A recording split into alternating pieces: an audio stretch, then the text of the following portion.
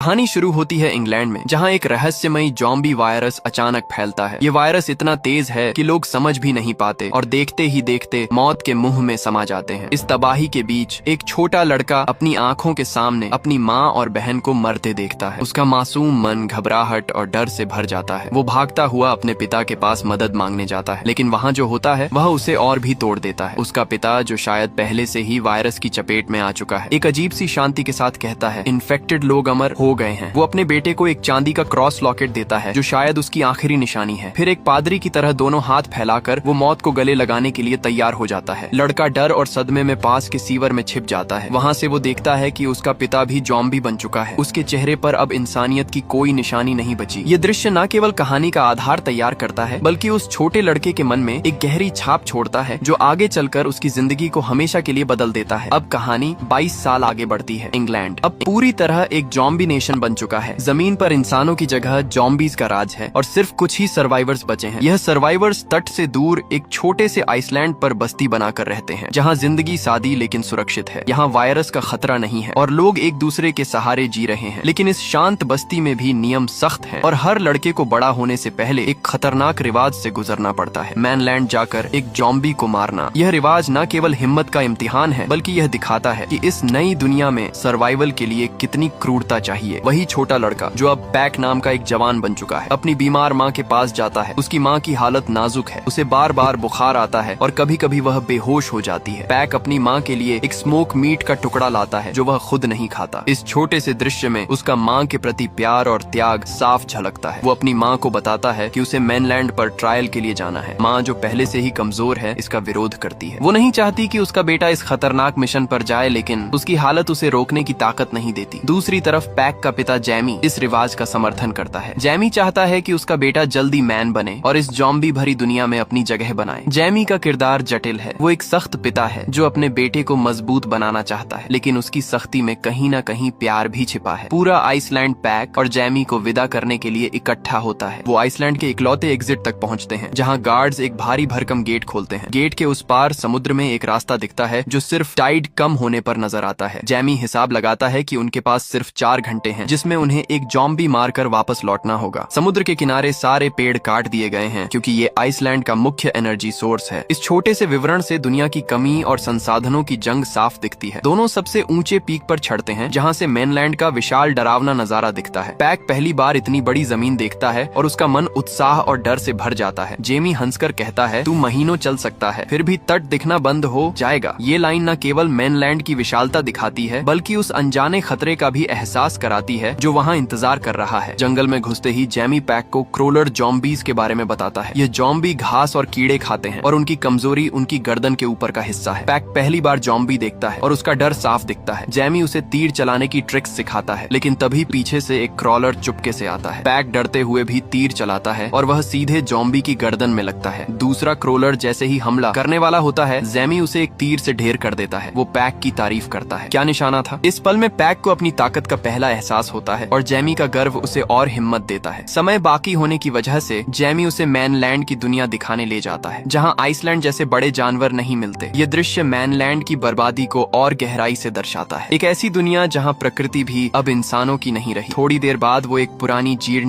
झोपड़ी देखते हैं। अंदर का सामान पहले ही लूटा जा चुका है और जैमी को सिर्फ एक पुरानी फ्रिस्बी मिलती। ये छोटा सा दृश्य उस दुनिया की कमी को दर्शाता है, जहाँ हर चीज कीमती है, फिर चाहे वो एक फ्रिस्बी ही क्यों ना हो। अचानक अंदर से आवाज आती है। दोनों सतर्क होकर धीरे धीरे अंदर जाते हैं और देखते हैं कि कौवे एक लटकी हुई लाश को खा रहे हैं। पैक, जो अभी तक ज़ॉम्बीज से डर रहा था, अब इंसानों की क्रूरता देखकर और हैरान हो जाता है। वो जैमी से पूछता है, कोई अपने जैसे इंसान के साथ ऐसा क्यों करेगा। जैमी गंभीर होकर जवाब देता है, इस जमीन पर कई अजीब लोग हैं, इसीलिए हमारा आइसलैंड इतना कीमती है। यह लाइन आइसलैंड की सुरक्षा और मैनलैंड की अराजकता के बीच का अंतर साफ करती है। जैमी पैक को उस लटकी हुई लाश को मारने के लिए कहता है, क्योंकि बार बार मारने से इंसान जल्दी मजबूत होता है। ये दृश्य पैक के लिए एक कठिन सबक है, जो उसे इस क्रूर दुनिया के लिए तैयार करता है। झोपड़ी से निकलकर वह वापस आइसलैंड की ओर चलते हैं, लेकिन तभी जैमी को ताजा खून की बूंदें दिखती हैं। पास के एक पेड़ पर एक जंगली सिर लटक रहा है। जैमी का चेहरा सख्त हो जाता है। वो अंदाजा लगाता है कि यह अल्फा ज़ॉम्बी का काम है। वो ज़ॉम्बीज जो क्रोलर्स से कहीं ज्यादा खतरनाक और चालाक अल्फा ज़ॉम्बीज की बात सुनकर पैक का डर और बढ़ जाता है। जैमी उसे सावधान रहने को कहता है, लेकिन तभी जंगल में एक झुंड ज़ॉम्बीज दिखाई दे देता है। जैमी गुस्से में गाली देता है, अरे बेकार। वो पैक को लेकर जंगल में भागता है। ये ज़ॉम्बीज़ जानवरों जितने तेज हैं और उनकी ताकत इतनी है कि वह पेड़ तक तोड़ सकते हैं। जैमी फुल फाइट मोड में आ जाता है, अपने तीर और चाकू से ज़ॉम्बीज़ का सामना करता है, लेकिन पैक डर के मारे कांप रहा है और कुछ कर नहीं पाता। जैमी उसे लेकर फिर उस झोपड़ी में भागता है। दोनों किसी तरह छत पर अटारी में चढ़ जाते हैं और ज़ॉम्बीज़ से बच पाते हैं। सूरज ढल रहा है और जैमी पैक अब झोपड़ी में फंस चुके हैं। जैमी बताता है कि ये अल्फा ज़ॉम्बीज़ थोड़े स्मार्ट हैं और उनके पास तीर भी अब गिनती के बचे हैं। वो सिर्फ इंतजार कर सकते हैं कि ज़ॉम्बीज़ खुद चले जाएं। आज रात वो आइसलैंड नहीं लौट पाएंगे। रात होने पर पैक समुद्र की ओर से चमक देखता है। जैमी बताता है कि यह विदेशी पेट्रोलिंग टीमें हैं जो समुद्र में गश्त करती हैं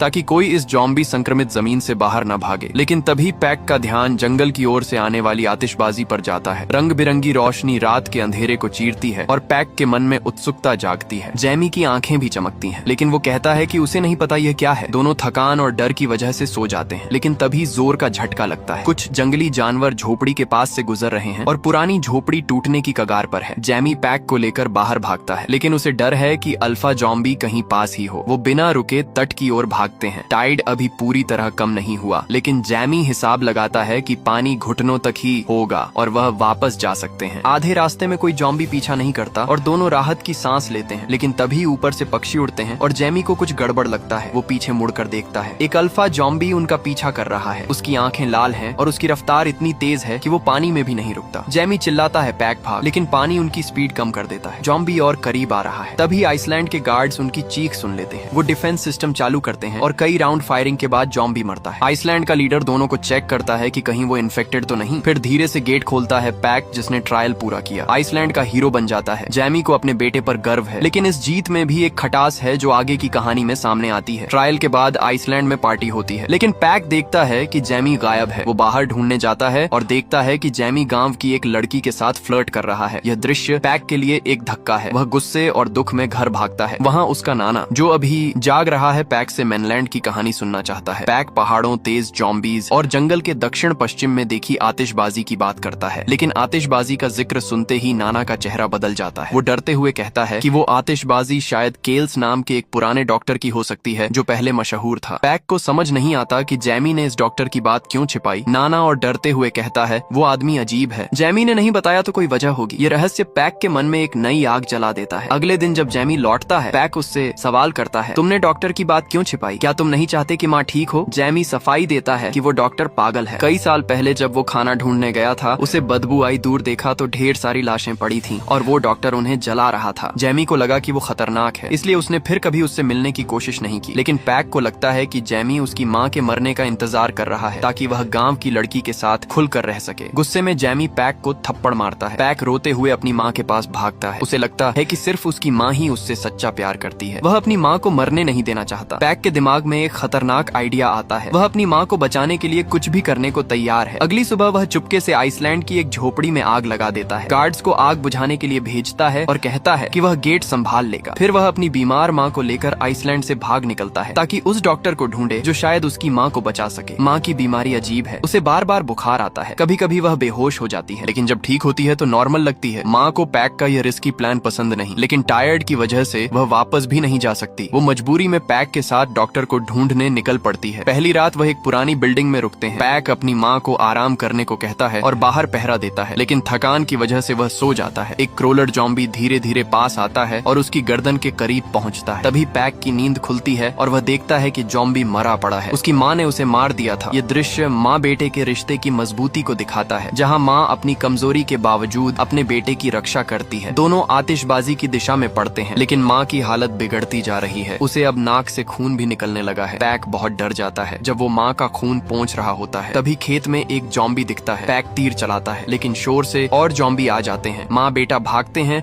और एक गैस स्टेशन पर पहुंचते हैं, लेकिन वहाँ ज़ॉम्बीज़ की संख्या और BRH जाती है। पैक एक दरवाजा तोड़ता है, लेकिन अंदर भयानक बदबू है। ज़ॉम्बी अंदर घुस आते हैं और दोनों फंस जाते हैं। तभी छत का स्काईलाइट खुलता है और कमरा आग से भर जाता है। अचानक एक विदेशी सैनिक उन्हें बचा लेता है। वह बताता है कि कमरा ज्वलनशील गैस से भरा था जो ज़ॉम्बीज़ के लिए ट्रैप था। वो सुनता है कि दोनों डॉक्टर को ढूंढ रहे हैं और उनकी मदद करने को तैयार हो जाता है। पैक उससे पूछता है कि वह कौन है। सैनिक बताता है कि वह डच डिफेंस फोर्स का है। कुछ दिन पहले उनकी बोट पलट गई थी और उनकी टीम इस जमीन पर फंस गई। अब सिर्फ वो बचा है। पैक को पता चलता है कि उनका देश पूरी तरह आइसोलेटेड है और समुद्र में पेट्रोलिंग टीमें तैनात हैं ताकि कोई बाहर न भागे। यह जानकारी कहानी में एक नया आयाम जोड़ती है जो इस ज़ॉम्बी महामारी की वैश्विक भयावहता को दर्शाती है। तीनों साथ चलते हैं और मंजिल करीब आ रही है। तभी पैक की माँ अचानक ग्रुप से अलग होकर एक पुराने ट्रेन डिब्बे की ओर जाती है। उसे वहाँ से चीखें सुनाई देती है। पास जाकर वो देखती है कि एक ज़ॉम्बी औरत बच्चा जन रही है। माँ जो खुद एक माँ है उसकी मदद करती है। बच्चा पैदा होता है और आश्चर्यजनक रूप से वह इन्फेक्टेड नहीं है, लेकिन सैनिक आते ही ज़ॉम्बी औरत को गोली मार देता है। पैक अपनी माँ को बचाने के लिए आगे आता है, लेकिन तभी एक बड़ा ज़ॉम्बी सैनिक को खींच लेता है और उसका सिर काट देता है। वह ज़ॉम्बी बच्चे का बाप था। पैक और माँ भागते हैं, लेकिन तभी कुछ तीर आते हैं और ज़ॉम्बी बेहोश हो जाता है। तीर चलाने वाला वही डॉक्टर है जिसे वो ढूंढ रहे थे। डॉक्टर पैक और उसकी माँ को एक पहाड़ी पर ले जाता है जहाँ चारों तरफ हड्डियां बिखरी हैं। बीच में खोपड़ियों का एक टावर है जो देखकर पैक और माँ दंग रह जाते हैं। डॉक्टर सैनिक का सिर काटकर उसे धोता है और खोपड़ी को टावर में जोड़ देता है। वो कहता है कि इससे मरने वालों की आत्मा को शांति मिलती है। यह दृश्य डॉक्टर के अजीब व्यक्तित्व को और गहरा करता है। वो माँ की बीमारी चेक करता है और बताता है कि उसे कैंसर है जो शायद बहुत फैल चुका है। पैक यह सुनकर टूट जाता है। वो डॉक्टर से माँ को ठीक करने की गुजारिश करता है, लेकिन डॉक्टर कहता है कि माँ अब ज्यादा दिन नहीं जी पाएगी। माँ पैक को गले लगाती है और कहती है कि उसे अपनी बीमारी का अंदाजा था, वो बस एक कंफर्मेशन चाहती थी। वो डॉक्टर से कहती है कि उसे मुक्ति दे दे। डॉक्टर एक तलवार उठाता है, लेकिन पैक का शरीर हिल नहीं पाता। माँ खुद आग में कूद जाती है और जलकर हड्डियों में बदल जाती है। पैक रोते हुए माँ की हड्डियों को टावर के सबसे ऊपर रखता है। तभी सूरज उगता है और वही ताकतवर ज़ॉम्बी फिर आता है। डॉक्टर पैक को लेकर एक तहखाने में छिपता है, लेकिन ज़ॉम्बी जमीन तोड़कर डॉक्टर को पकड़ लेता है। पैक डॉक्टर की जेब से नशीला द्रव्य निकालकर ज़ॉम्बी को इंजेक्ट करता है और वह बेहोश हो जाता है। डॉक्टर कहता है कि अब बच्चे को लेकर जाना होगा। 28 दिन बाद पैक आइसलैंड नहीं लौटता। वो आगे बढ़ने का फैसला करता है जब तक तट दिखना बंद ना हो, लेकिन पहले वो उस बच्चे को आइसलैंड के गेट पर लटकाता है और जैमी के लिए एक चिट्ठी छोड़ता है। आने वाले दिनों में पैक की फाइटिंग स्किल्स मजबूत होती है। वो अकेले कई ज़ॉम्बीज को मार सकता है। एक बार भागते हुए उसे कुछ अजीब लोग मिलते हैं जो ज़ॉम्बीज को आसानी से खत्म कर देते हैं। उनका लीडर वही लड़का है जो 28 साल पहले सरवाइव किया था। ये खुलासा कहानी को एक चक्र पूरा करता है और पैक की नई यात्रा की शुरुआत करता है। वीडियो अच्छी लगे तो लाइक कर देना, चैनल को सब्सक्राइब कर देना। मिलते हैं नेक्स्ट वीडियो में।